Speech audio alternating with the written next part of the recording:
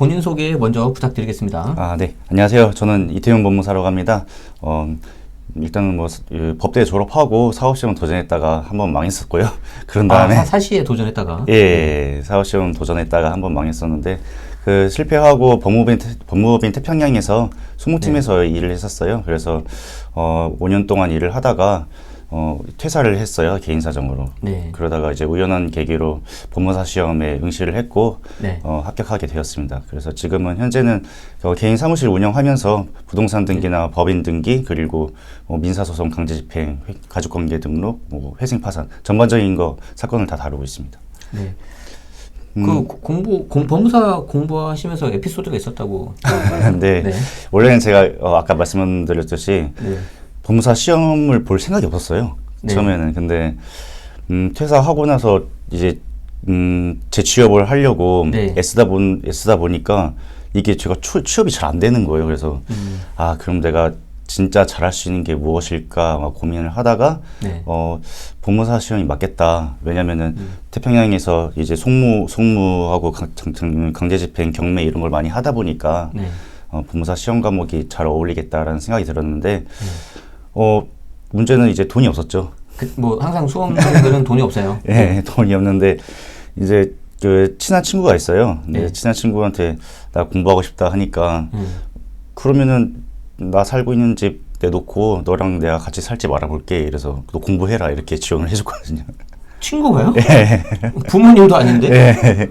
완전 그런 친구는 진짜 없는데. 그래서 그때 술을 진탕 마시고 아침에 일어나니까는 태훈아 나 집 내놨어 이러더라고요. 와 대박이다. 그래서 그 길로 그 친구하고 같이 살게 되었고요. 같이 살면서 그 친구는 사업을 하고 저는 맨날 독서실 다니고. 정말 죽으라고 공부하셨겠네요. 그래서 전 그때 제가 지금까지 모은 돈 다 쏟아붓고 이제 또 떨어지면은 친구한테 쪽팔리잖아요.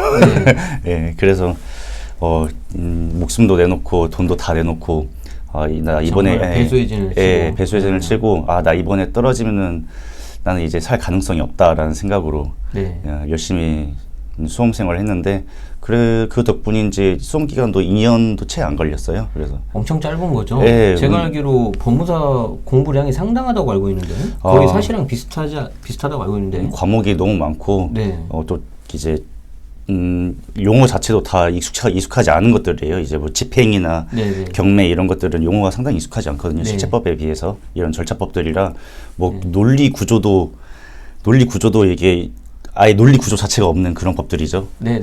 그런 경우들이 있기 때문에 외우기도 힘들고요. 그래서 많이 어렵죠. 그 친구분하고는 지금도 당연히 잘 지내시죠? 그 친구하고는 그 친구가 저 법무사 시험 합격하고 나서 하고 싶은 게 있대요. 가게를 하나 차리고 싶대요. 그래서 그래? 네가 나 하고 싶은 거 하게 해줬으니까 나도 너 하고 싶은 거 하게 해줘야지 해서 투자했습니다. 보통 이런 거는 남녀관계 어떤 부부관계에서 듣는 그런 건데 어쨌든 그 친구분과의 인연도 와이프가 질투합니다. 그래서 잘 되시길 바라겠습니다. 사실 오늘 우리 그 법무사님을 모신 거는 이 책 소개를 좀 하기 위해서 이렇게 한 겁니다. 부의관리 전문직의 시각이라는 최근에 이렇게 책을 쓰셨는데 반가운 이름도 있네요. 세무사 이정원, 감정평가사 김강산 벌써 많이 들어봤는데 그리고 이제 법무사 이태윤, 공조 세 분이서 쓰셨는데 어떤 책인가요 이게? 제가 운 좋게 기회가 닿아서 이제 두 분을 만나서 책을 집필할 수 있었는데요. 일단은 이제 세무사와 감정평가사 그리고 저 법무사가 이제 각자의 전문직의 시각에서 부동산을 이제 바라보는 관점에서 쓴 거예요. 그래서 우리가 이제 부동산을 취득하고 보유하고 이런 처분하는 각 단계에서 각 전문가들이 바라보는 포인트를 기술을 했습니다.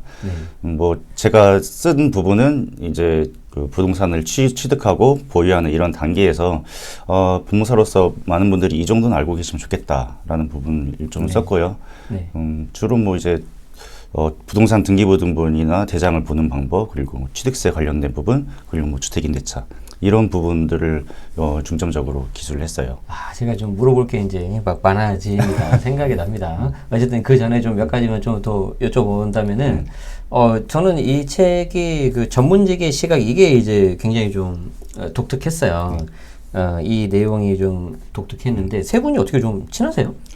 많이 친해요. 어떻게 알게 됐어요? 뭐 서로 뭐 호용호, 네. 지금은 호용호자는 사이인데, 네네.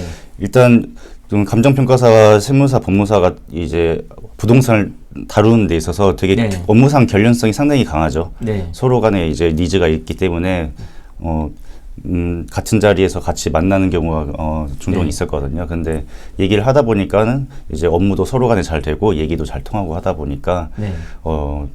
서로 마음이 맞게 되었고, 그러다 보니까는 그러면은 이장원 세무사님이 네. 이제 제안을 하신 거죠. 책을 한번 써보자. 네, 우리 셋이 친하고 네. 얘기도 잘 되니까 같이 책 한 권 썼으면 좋겠다. 네. 뭐 보통 이런 책을 쓰면은 대부분 전문가들께서 1인 저자로 이제 주로 많이 쓰시잖아요. 근데 네. 우리는 이제 각자의 바라보는 시각이 다르니까 이런 점을 대중한테 좀 어필했으면 좋겠다. 네. 그 부분에서 저도 이제 동의를 했고요. 네. 그래서 이렇게 짬내서 쓴 것이 이렇게 됐습니다. 집필 기간은 뭐 되냐고요? 한 1년 정도 짬내서 썼어요. 네. 거의 뭐 그래도 꽤 많은 시간이 걸려서 네. 쓰고, 이제 특히 이제 책 같은 거를 한번 이제 쓰고 나면 그 경험이 되게 이제 중요하거든요. 맞습니다. 그리고 이제 아까 말씀하신 것처럼 우리가 이제 부동산 처음에 취득을 하면 가장 먼저 맞닥뜨리는 게 취득세예요. 그리고 이제 취득세 처음에는 셀프도 거의 못하죠. 그냥 맞습니다. 무조건 맡기죠. 네. 그리고 나서 이제 또 나중에 이제 뭐 하다 보면 증여 같은 거는 간평 받게 되고, 이렇게 다 이게 엮어질 수밖에 없는 그런 구조라고 보이네요. 이 책도 이제 저는 이제 미리 그 전에 샀습니다. 또 오늘 이제 감사합니다. 네, 지금 뭐 이게 사인까지 이렇게 좀 감사하게 좀 해주셔가지고 너무 감사한데, 책도 이제 세 분이 이제 색깔이 좀 약간 이게 독특하게 묻어나와서 그런 점들이 좀 재밌었고, 그런데 이제 이걸 아직 안 보신 분들이 또 많으실 거란 말이에요. 양도 그렇게 얇지도 않아요. 거의 400페이지 가까이 돼요. 그래서 이 엑기스만 좀 한번 좀 말씀해 주신다면, 너무 다 말씀하시지 마시고, 왜냐면 책을 안 사니까. 네, 그래서 이 책에서 좀 정말 중요한 부분이 여기다. 네. 이런 거 좀 하나 콕 집어서 좀 말씀해 주시면은 어떨까요? 네. 저는 제가 이제 제 입장에서는 다른 두 분의 시각을 제가 읽어봤잖아요. 네네. 뭐 제 부분 차치하고 이제 네. 감정평가사님, 세무사님 부분 다 읽어봤는데 네. 확실히 두 분이 저하고는 또 이제 다른 시각을 가지고 계세요. 근데 네. 저는 가장 인상 깊었던 부분이 그 김강성 감정평가사님께서 쓰신 부분이 상당히 흥미로웠어요. 네, 어떤 거죠? 보통 뭐 대중분들은 그 감평사를 접할 기회가 흔치는 않잖아요. 근데 네. 뭐 저도 평가사님 만나기 전에 마찬가지였는데 읽어보니까는 전 딱 보는 느낌이 뭔가 좀 헌법 같다. 헌법. 예. 그리고 이제 부동산의 헌법과 같은 느낌이다라는 생각이 들었고요. 왜 그렇죠? 제일 최상이라서 그런 게 가장 기본적으로 알아야 돼서. 그렇죠. 그런 건가요? 그것도 있고 네. 뭔가 이제 부동산을 바라볼 때 뭔가 이제 읽으면서 큰 그림? 네, 큰 그림? 잡힐 듯 잡히지 않는 느낌? 네, 그리고 네, 네. 뭐 간단하게 말해서 추상적이라는 거죠. 좀 네, 네. 추상적이긴 한데 내가 막상 부동산을 접할 때 감평사님이 이런 시각을 가지고 있으니까 나도 이런 시각을 한번 또 나도 가져봐야겠다라는 생각이 들더라고요.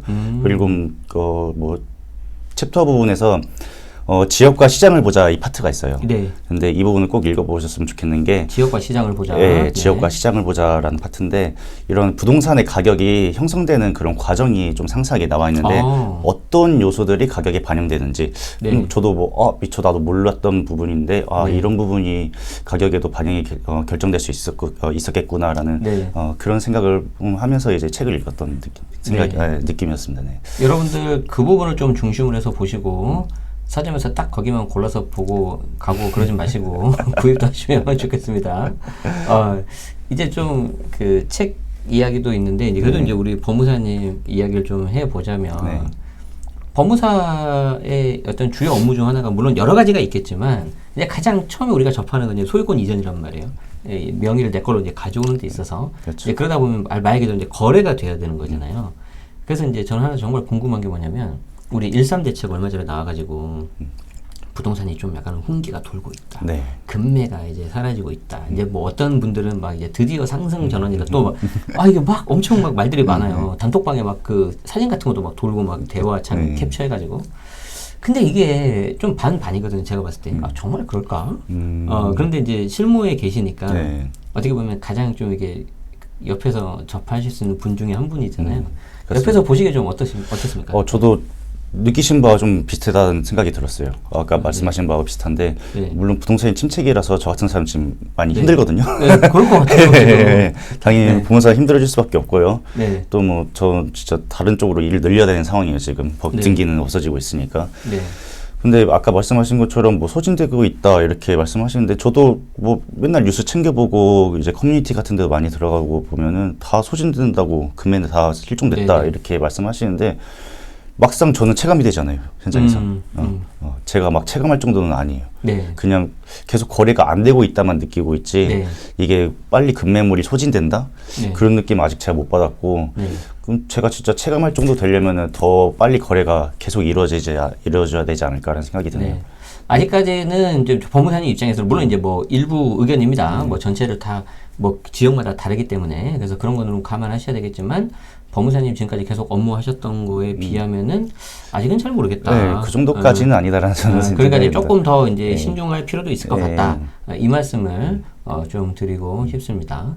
사실 이렇게 법무사님이 원래 바쁘신 업무를 하고 계시는데 저희 채널에 또 나와 주셨기 때문에 이제 구체적으로는 이제 부동산 관련된 이야기 그리고 이제 저도 이제 아까 경매 이야기도 하셨지만 뭐 그런 것도 좀 궁금하기도 하고 그런 거 좀 여쭤보려고 하는데요. 거기에 대한 내용은 저희가 이제 2부 시간에 좀 더 구체적으로 이야기 나눠보도록 하고요. 우리 부유관리 전문직의 시각 이 책도 여러분들 많이 관심 가져주시면 좋겠습니다.